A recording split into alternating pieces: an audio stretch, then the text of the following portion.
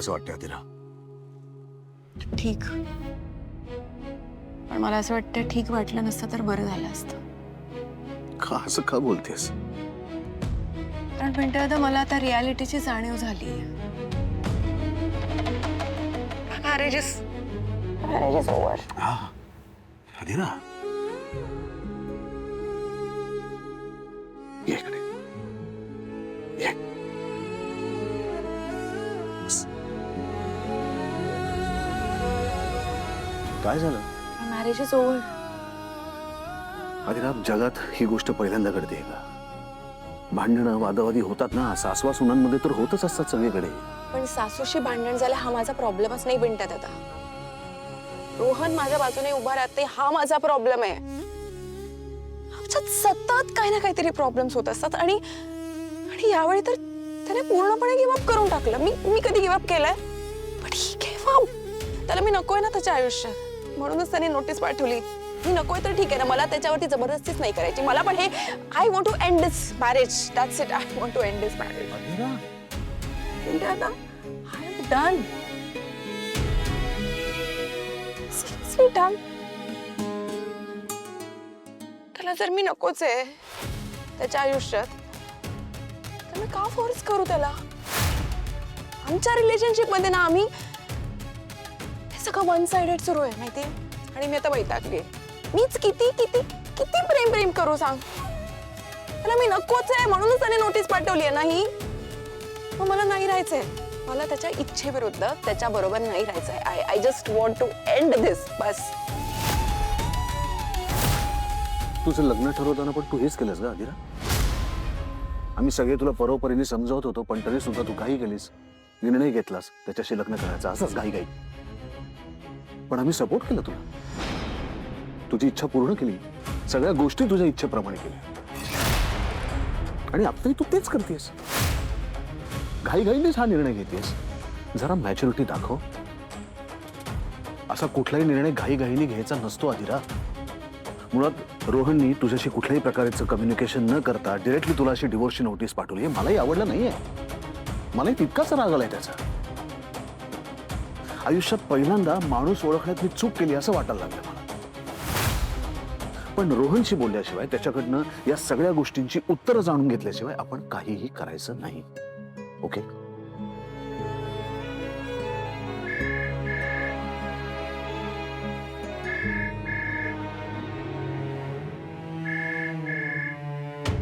नंदुताई.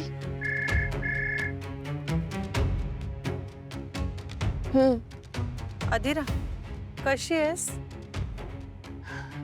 As if तुम्हाला काही फरक पडणार आहे. अर्थात राजा, फरक पडतो. आम्हाला खूप त्रास झालाय या सगळ्या गोष्टींचा.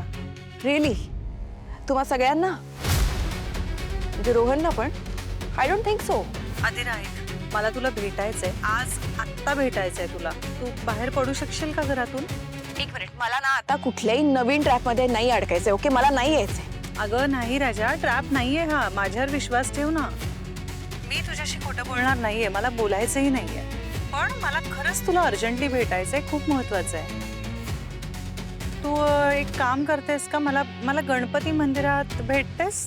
आणखीन काय भेटायचं राहिलंय? काय बोलायचं राहिलंय? झालंय ना जे काय करायचं ते. रोहनने केलं ना. नोटीस पाठवली त्याने. आणि तू गेली होतीस ना, रोहनला विचारायला गेली होतीस ना, जाब तुझ्या भावाला. काय केलंस तू? विचारलंस का? काय बोलला तो? ऐक आदिरा, शांत हो राजा. त्रास नको करून घेऊस. तुला वाटतं तसं नाहीये आणि म्हणूनच आपलं भेटणं फार गरजेचं आहे. जे काही बोलायचं ना ते आपण इथेच बोलू ना. फोनवर बोलू. कशाला भेटायला पाहिजे? फोनवर बोलावा असा विषय नाही आदिरा. भेटूनच बोलावं लागेल. प्लीज ये. मी गणपती मंदिरात वाट बघतेय तुझी. एक हॅलो. काय झालं? काय म्हणाले ते? भेटून बोलूया म्हणाली. गणपती मंदिरात बोलवलंय. यू नो व्हॉट, मला ना आता जायचंच आहे. मला वन्स अँड फॉर ऑल हे सगळं संपून टाकायचंय. आता बस झालंय हे. मला बघूयात ना आता रोहनला आणखीन मला किती हर्ट करायचंय, अजून किती इन्सल्ट करायचं ना मला बघायचंय. यू नो व्हॉट, आणि त्याला ना स्वतःला हिंमत नसणार आहे म्हणून नंदुताईला पाठवलंय माझ्यासमोर मांडायला. मला बघायचंच आहे. आता मला जायचं. ऐक बाळा, मी तुला एकटीला जाऊ देणार नाही. मी येतोय तुझ्या बरोबर.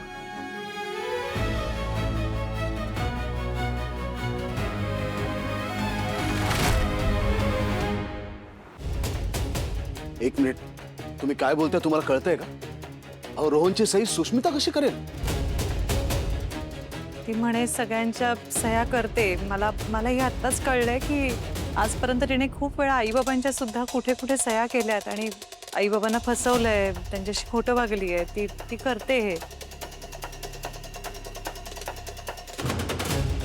हे बघा, मला कळतंय हे सगळं विश्वास ठेवायला खूप कठीण आहे. हे असं होईलच हे गृहीत धरून सुष्मिताला घेऊन आले अधिरा. एक मिनिट सुष्मिता,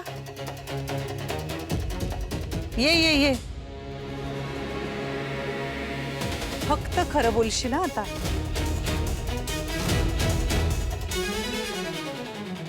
अधिरा, नंदुताई खरं सांगतेय, ही साईन आहे ना ती मीच केली आहे दादाची. मला ना आमच्या फॅमिलीमध्ये सगळ्यांच्या सह्या करता येतात. डिवोर्स पेपरवर सुद्धा मी रोहन दादाची साईन केली. काय?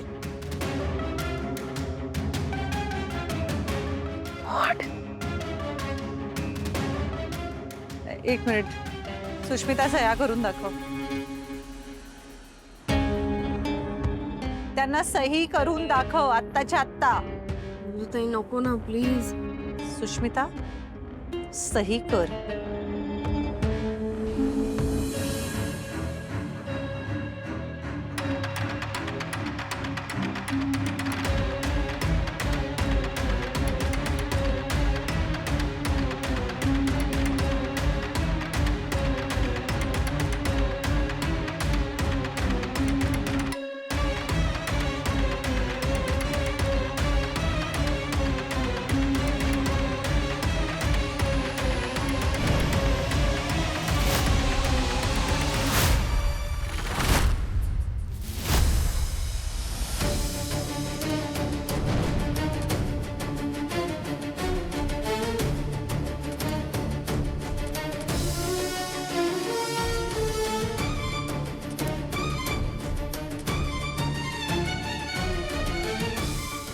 कसं शक्य आहे?